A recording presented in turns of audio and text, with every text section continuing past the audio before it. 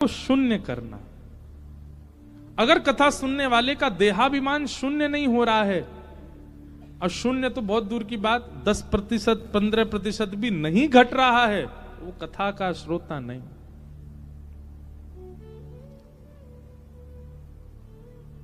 जो प्रायोरिटी संसार का व्यक्ति अपने देह को देता है, वो वैष्णव नहीं देता। वो देह से सर्वथा अंतरंगी हो जाता है।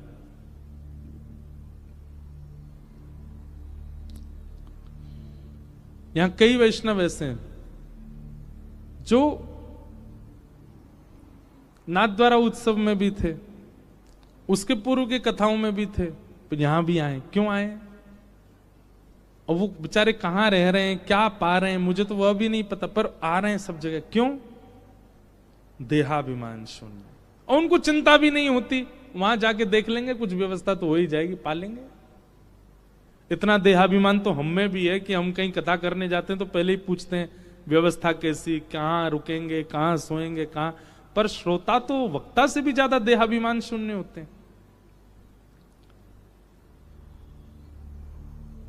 और यही कथा के श्रोता का एक लक्षण है कि वो देहाभिमान से शून्य हो रहा है। और जैसे आप देहाभिमान शून्य होने लग जाते हैं, आप आत्म कल्याण के मार्ग पर अग्रसित होने लग जाते हो। फिर आपकी आत्मा का कल्याण प्रारंभ हो जाता है, क्योंकि आपको देह का अभिमान नहीं है। हमारी बात समझ रहे हैं ना? जब तक देह प्रायोरिटी है, इसका मतलब यह नहीं है कि मोटा हो रहा है तो हुन दो, काय को वॉक करना। महाराज जी कह रहे थे देहाभिमान शून्य हो जा, पड़े रहो, सोते रहो। गुलाब जामुन लाओ, लाओ खवाओ, रबड़ी लाओ, लाओ खवाओ। देह को, अरे करेला लाओगे वो भी खा लेंगे हम, देहाभिमान शून्य है, महाराज जी ने कहा था। हमारे एक हैं प्रिय मित्र हैं, पंडित जी हैं, उनको चाय पिवा दो, चाय के ऊपर छाछ पिवा दो, पी लेते हैं।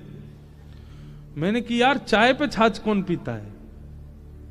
देहाभिमान शून्य है, हमारा देह सब स्वीकार। मैंने कहा ये देहाभिमान शून्य नहीं है, ये भोगाभिमान है, ये भोगाभिमान है। कुछ भी खिला दो सब खा रहे हैं, कुछ भी दे दो सब ले रहे हैं। ये भोगाभिमान है, ये देहाभिमान शून्य नहीं है।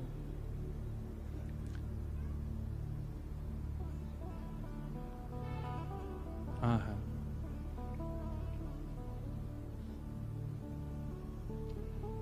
देहाभिमानी कैसा होता है? देहाभिमान शून्य व्यक्ति कैसा होता है?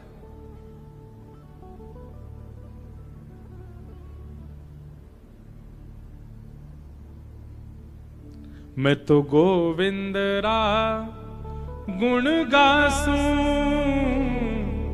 राणा जी रूठे तो मने काय करसी। मैं तो गोविंद रा, मीराबाई कह रही हैं, गुण गासूं,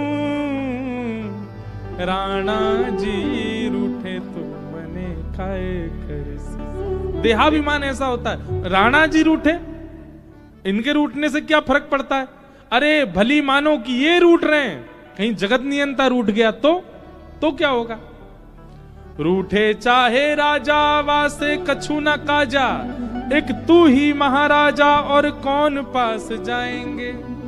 रूठे चाहे भाई वासे कछु ना भलाई, एक तू ही है सहाई और कौन को सराहेंगे।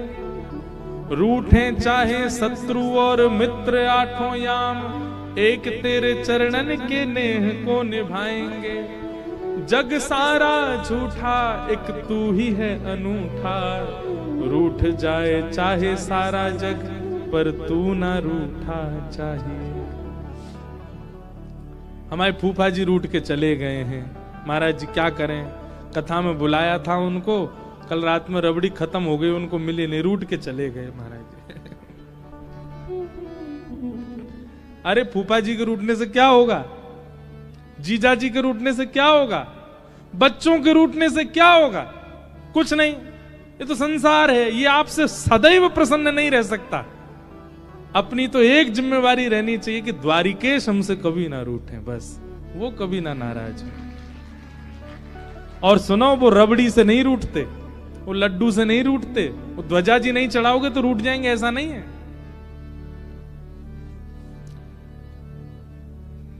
इन सब से नहीं रूठते ठाकुर जी। ठाकुर जी तो केवल एक चीज से रूठते हैं, आप कभी भी किसी भक्त का अपमान मत करना, वो उससे रूठते हैं बस। आप चाहे कितने भी पाप कर लो, कितने भी गलत कार्य कर लो, ठाकुर जी रूठते नहीं। बस हाँ ये कि पाप की मात्रा ज्यादा होती है, ठाकुर जी के कोई नहीं बेटा, अपने आप कर तो रहे, भोग लेगा अपने आप ही, हमें क्या। लेकिन अच्छा बच्चा संभलने की कोशिश कर, ठाकुर जी की भावना ऐसी रहती, ठाकुर जी रूठते नहीं। लेकिन जब हम किसी भक्त का अपमान कर देते हैं तब ठाकुर जी रूठ जाते।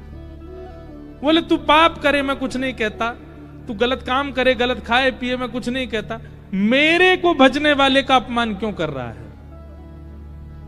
सबसे बड़ा ठाकुर जी के रूठने का कारण है कि कोई भक्त नाराज हो जाए आपसे। इसलिए कभी कोई भजन करता आपसे रूठे ना, ये प्रयास करते चलो बस। देहाभिमान शून्य व्यक्ति हो जाए। मीराबाई कहो तो कुसुमल साड़ी रंगावा, कहो तो कुसुमल साड़ी रंगावा, कहो तो कुसुमल साड़ी रंगावा, देहाभिमान शून्य है। कहो तो भगवा भेष, कहो तो भगवा भेष। हम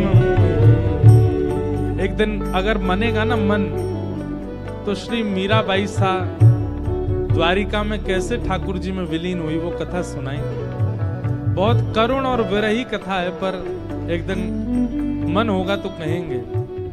कहो तो मोतियन मांग भरावा, कहो तो मोतियन मांग भरावा, कहो तो मोतियन मांग भरावा, कहो तो मोतियन मांग भरावा। मीराबाई के पास कोई जड़ाऊ साड़ी लेकर के आ जाए, मीराबाई कहती इसको पहनने से क्या होगा। कोई कह देता मीरा तू सुंदर लगेगी, सब तुझको देखेंगे, मीराबाई नहीं पहनती थी। पर कोई आके कह देता अरे ऐसे ही लहंगा गोपियां पहन के जाती थी तभी शाम सुंदर देखते थे, तुरंत मीराबाई पहन लेती, क्यों शाम सुंदर देखेंगे।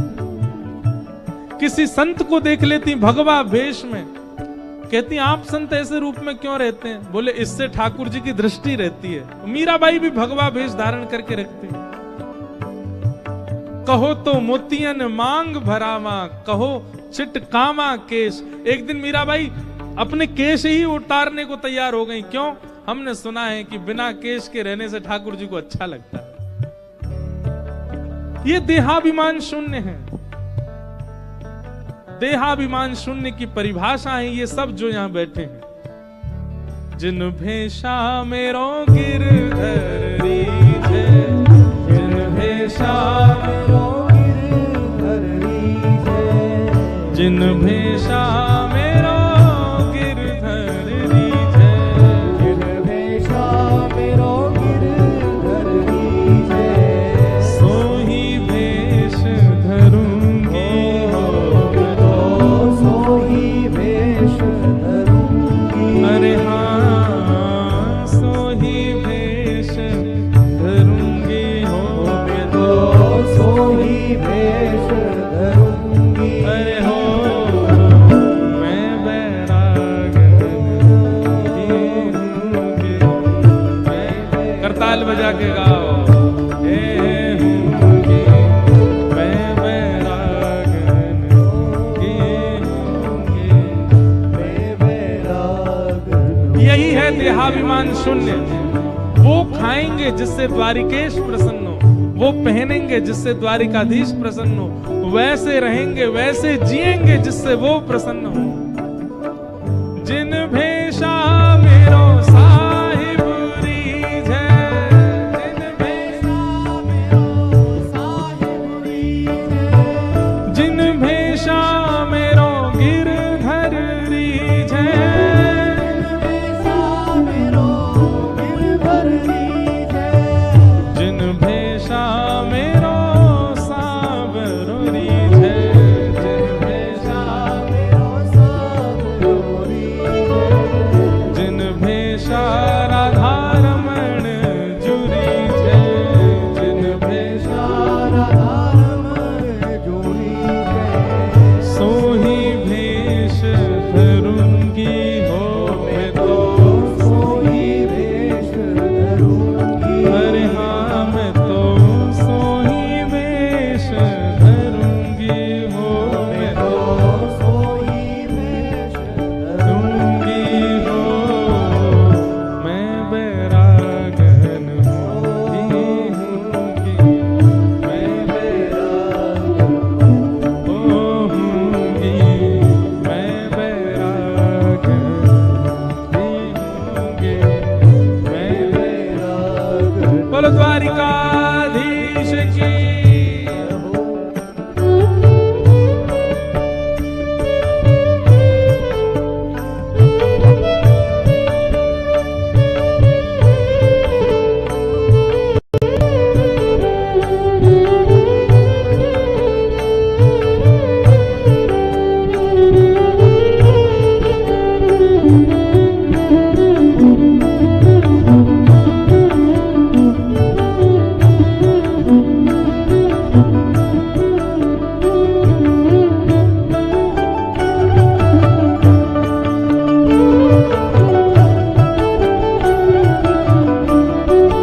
मीराबाई कहती प्राण हमारा वहाँ बसत है, प्राण हमारा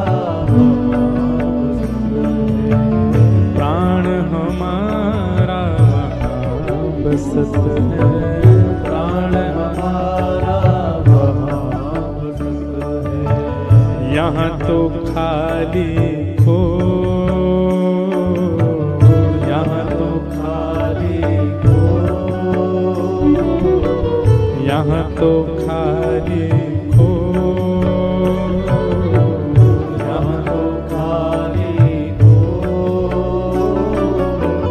मात पिता परिवार सोई है, मात पिता परिवार सोई है, मात पिता परिवार सोई है, मात पिता परिवार सोई है।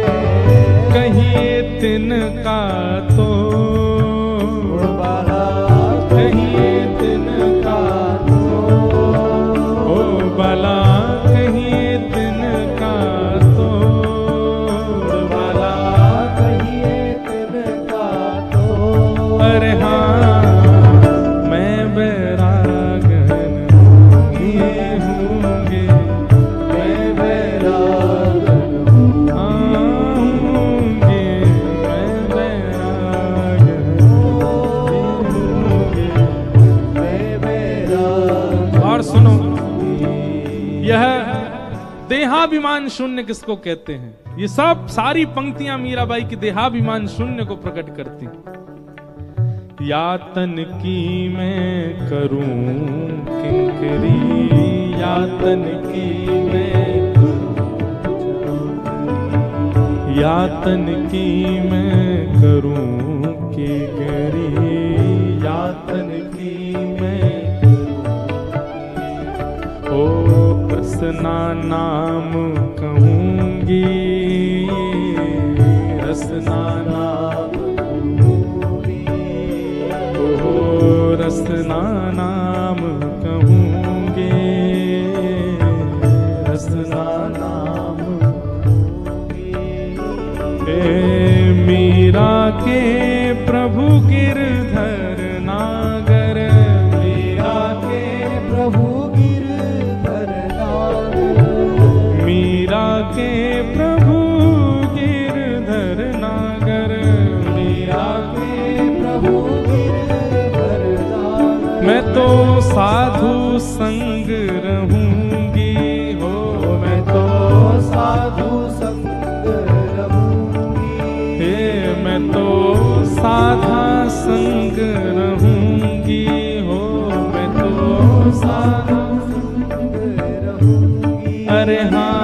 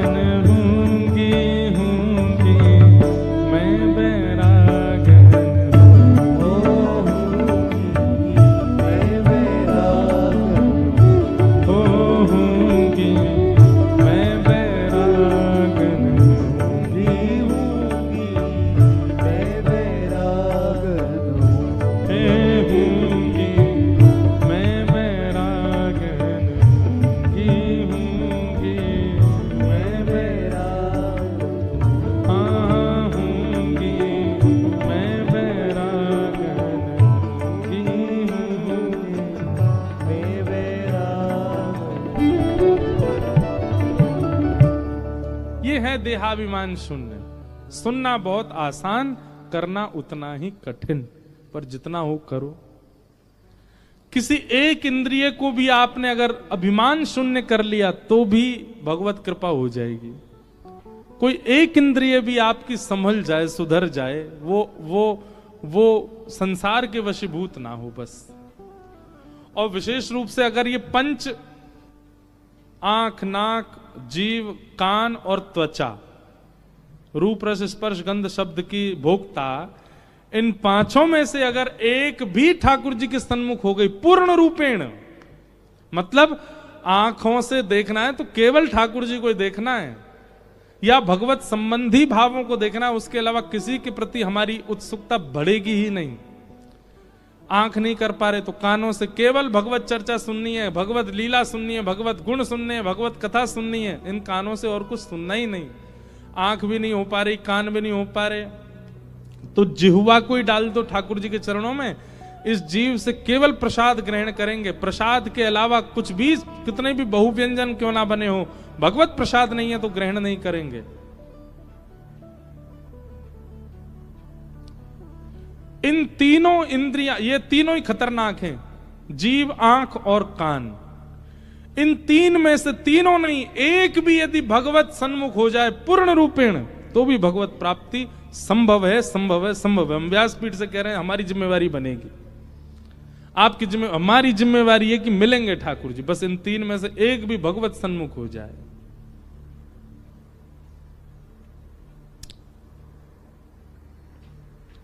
देहाभिमान शून्य। भागवत जी के द्वितीय श्लोक के प्रथम भाव में विषय बताया गया। भागवत जी देहाभिमान शून्य बनाती। इससे बड़ा देहाभिमान शून्यता क्या होगी? जब से आप कथा में बैठे हैं तब से कम स्थिरता तो